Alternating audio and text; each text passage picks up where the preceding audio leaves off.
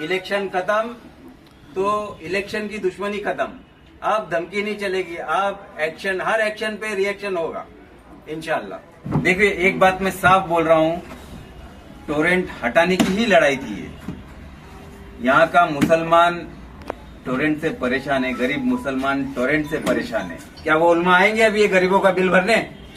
या वो उलमा बताए बोलेंगे व्हाट्सएप को ये गरीबों का बिल है? हम लोग अभी रोज 50 गरीब भेजेंगे उनके यहाँ पे कि इनका बिल का क्या है करके दिखाओ। गुस्ताखे रसूल का साथी बोलकर जो बदनाम किया गया एक मुसलमान भाई को, ये सरासर गलत था। और ये उलमाओं ने किया, ये और भी गलत बात थी।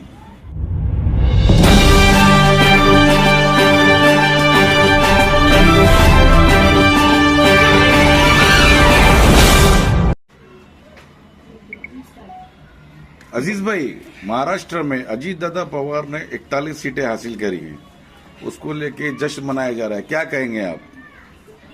जो मुझे कहना चाहिए था वो तो आपने कह दिया माशाल्लाह। मैं राष्ट्रवादी कांग्रेस पार्टी, असली राष्ट्रवादी कांग्रेस पार्टी ये ही है, ये आज महाराष्ट्र की जनता ने साबित कर दिया। जो दूसरी राष्ट्रवादी पार्टी शरद पवार थी वो अब गुम हो चुकी है। यही कहने के लिए हमने ये जश्न का पूरा इंतजाम किया और ये बताने के लिए आप लोग को बुलाया कि एक सीट हार जाने से हमारी हिम्मत नहीं कम हुई, ना हिम्मत हारे।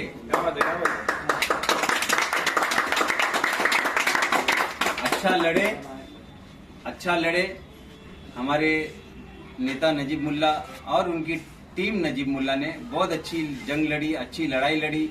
हमने डिसेंसी मेंटेन किया पूरे इलेक्शन में। हमने कोई पर्सनल अटैक किसी पे नहीं किया। कोई क्या नारे लग रहे थे? कई नारे, हाँ बहुत से नारे लग रहे थे, मतलब गलत अल्फाजों का इस्तेमाल, गलत अल्फाजों वाले जो नारे लग रहे थे। आपने इतने दिन पूरा मीडिया ने कवरेज किया, पूरा इलेक्शन देखा होगा कि हमारी तरफ से कोई भी बदतमीजी नहीं हुई। और ये इतने बदतमीज लोग, ये आज साबित हो गया। ये ऑन वीडियो ऐसा करके दिखा रहे, ये बर्दाश्त नहीं होगा। इलेक्शन जीते हो और वो कैसे जीते हो अल्लाह जानता है। डराओगे तो डरेंगे नहीं, ये साफ मैसेज देने के लिए हम यहाँ आके बैठे कि डराना नहीं। इलेक्शन हमने अच्छे से लड़ा था, इलेक्शन खत्म हो गया, वहां पे इलेक्शन की लड़ाई खत्म हो गई। बाद में तुम बोलोगे कि इधर ऐसा नहीं चलेगा। खुलकर मैदान में उतरेंगे और फिर हम भी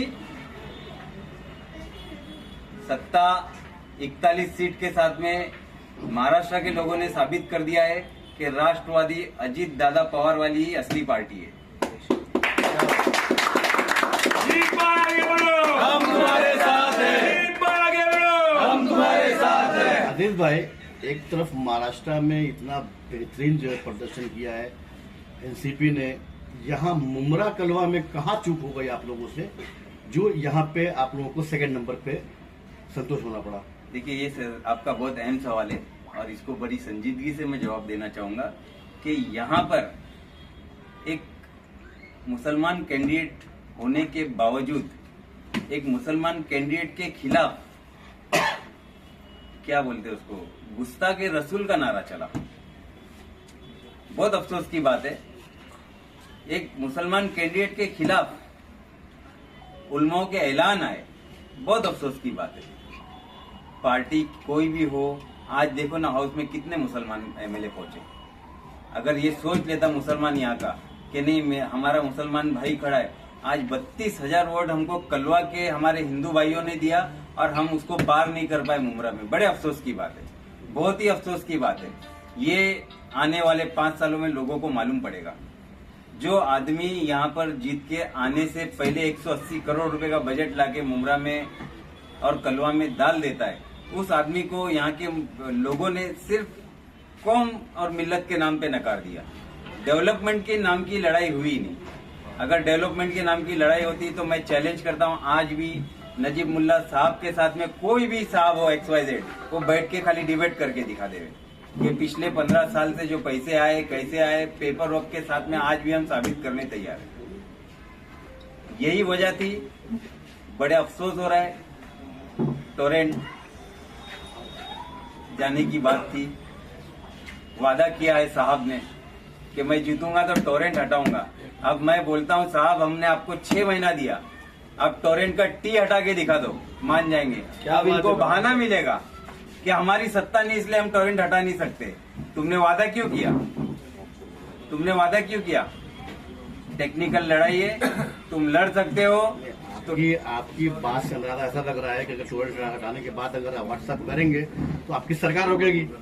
देखिए, एक बात मैं साफ बोल रहा हूं, टोरेंट हटाने की ही लड़ाई थी ये।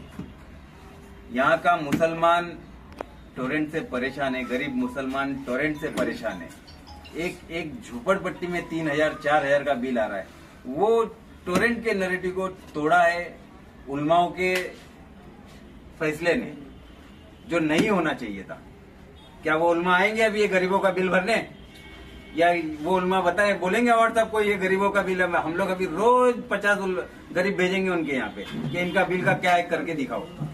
उलमा बहुत एहतराम की जगह पे, आज भी हम उनका एहतराम करते हैं, लेकिन जो राजनीति हुई ये गलत था। गुस्ताखे रसूल का साथी बोलकर जो बदनाम किया गया एक मुसलमान भाई को, ये सरासर गलत था। और ये उलमाओं ने किया, ये और भी गलत बात थी, ये नहीं होना चाहिए था।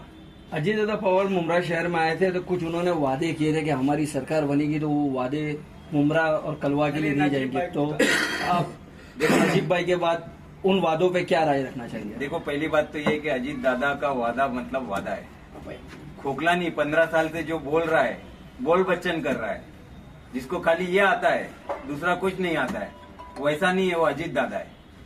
समझे ना? अजीत दादा ने वादा किया था कि नजीब को जिता के लाओ, मैं 3,000 करोड़ मुमरा कलवा को दूंगा। लेकिन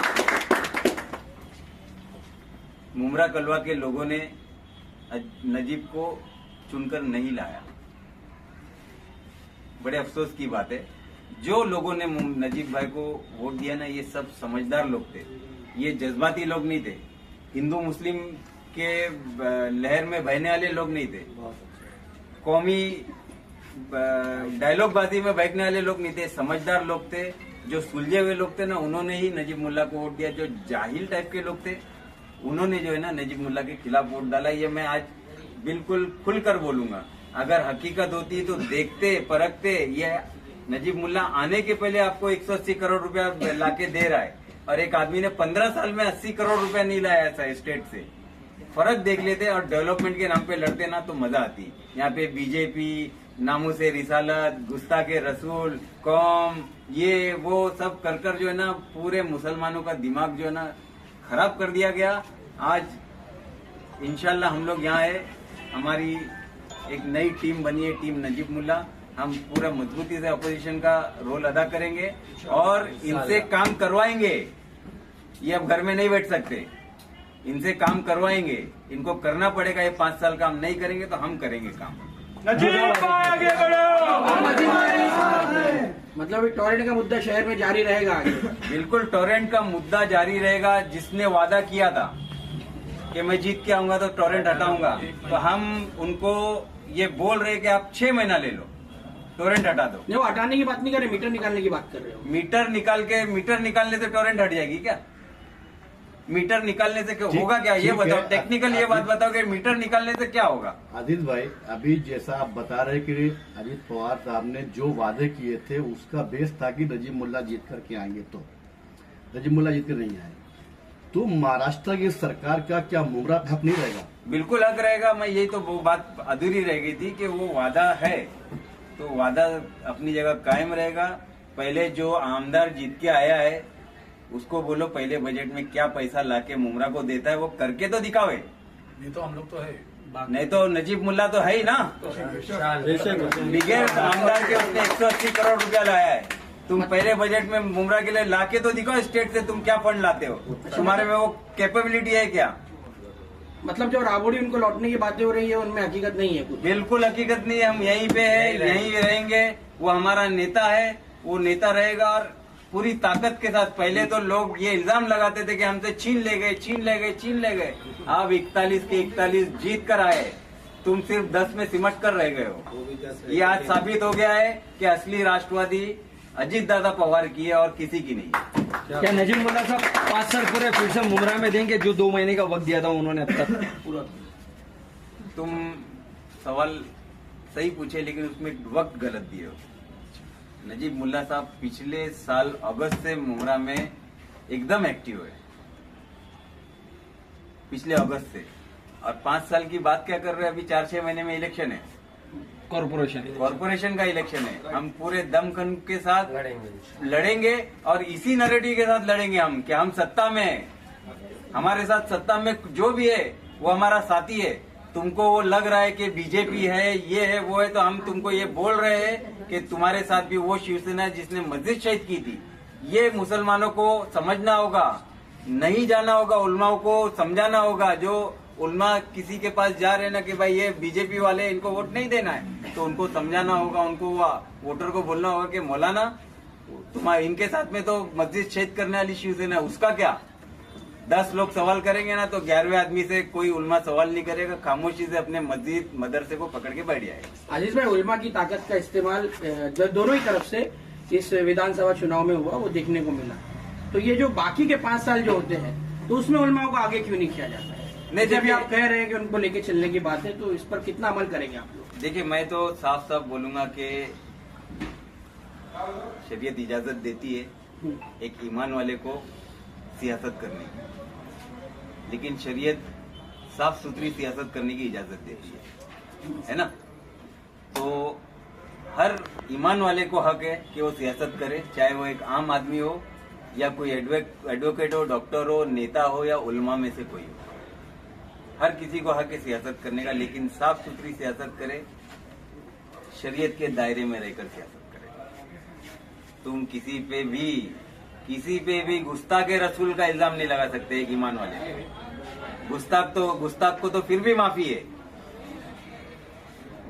जो जैसा मुन्ना भाई ने हमारे बोले थे, मुन्ना साहिब ने, कि अल्लाह की शान में जिसने गुस्ताखी किया उसको माफी तुम कैसे दे रहे हो? वोट हो गया, एक जहन बना चुके थे ये लोग 4 महीने से, एमएलए एमपी इलेक्शन से बीजेपी, तो लोगों का जहन बना हुआ था। लेकिन मैं अब मेरे मुमरा कौसा के लोगों से ये हाथ जोड़ के बोलूंगा कि आइंदा ध्यान रखो, वोट देना है तो सिर्फ और सिर्फ डेवलपमेंट की बातों पे देना है, ना कि कौम मिल्लत की बातों पे देना है, ना किसी मौलवी या पंडित के बातों में आके देना है। अजीज भाई, आप बोल रहे हो कि गुस्ताखे रसूल के बारे में किसी की माफी नहीं है कहा ना, तो आपके ही यहाँ से ऐसा बताया जा रहा है कि जो अभी अवार्ड साहब की जो पिक्चर्स बना के जो वायरल की गई थी उनके साथ, रामगिरी महाराज के साथ, वो एक फेक वीडियो भी वायरल हुआ था। नहीं, उसका इससे कोई लेना देना ही नहीं है। उन लोगों ने ऐसा उसका इससे कोई लेना, आपकी तरफ से ही कहीं से ये वायरल, मैं बता रहा हूँ ना कि उसका इससे लेना देना है कि यहाँ गुस्ताखे रसूल की बात हो रही है, गुस्ताखे अवार्ड की बात नहीं हो रही है। आप सवाल गलत कर रहे हो, गुस्ताखे रसूल की बात चल रही है, गुस्ताखे अवार्ड की नहीं हो रही है। आपको ऐसा नहीं लगता कि नजीब मुल्ला को महायुति के जो उम्मीदवार थे, जो जिसमें बीजेपी के नीतीश राणे हैं, ये रामगिरी महाराज, और जो टुकड़े टुकड़े में जो बयान आता है इलेक्शन के दौरान, वो उनको भारी पड़ गए? ऐसा नहीं लगता आपको? देखिए, मैं साफ तौर पे बोलूंगा कि कोई भी चीज भारी पड़े, मुमरा के लोगों को, मुमरा के यहाँ के रहवासियों को, चाहे वो मुसलमान हो, हिंदू हो, सिख हो, ईसाई हो, उसको यहाँ के डेवलपमेंट से लेना। ये स्टेट की लड़ाई चल रही थी, ये सेंट्रल की लड़ाई नहीं चल रही थी। सेंट्रल की जब लड़ाई चली तो हम सब खामोश होके घर में बैठे हुए थे कि नहीं? आप लोग इस बात के गवाह हो। यहाँ स्टेट की लड़ाई हो रही थी। 15 साल के एंटी इनकम्बेंसी के खिलाफ एक नए कैंडिडेट को, एक नौजवान चेहरे को हमने सामने लाया था, ढूंढ कर लाया था, क्योंकि मुमरा में इस लायक कोई था ही नहीं। या जो यहाँ का एमएलए, उसने किसी को ऐसा इस लायक छोड़ा ही नहीं था, दबा के रखा हुआ था, हिम्मत करने वालों को दबा के रखा हुआ था। लेकिन अब एक मजबूत अपोजिशन आ गया है, इंशाल्लाह अब ये कुछ नहीं चलेगा। जो इशारों में उन्होंने धमकियां देके गए ना, मैं आपके माध्यम से बोलूंगा, धमकी नहीं देना। इलेक्शन खत्म तो इलेक्शन की दुश्मनी खत्म, अब धमकी नहीं चलेगी, अब एक्शन, हर एक्शन पे रिएक्शन होगा इंशाल्लाह। इसी तरीकों की तमाम खबरों से जुड़े रहने के लिए सब्सक्राइब करें हमारे चैनल को। मैं असलम शेख जल्द हाजिर होऊंगा अगली न्यूज के साथ।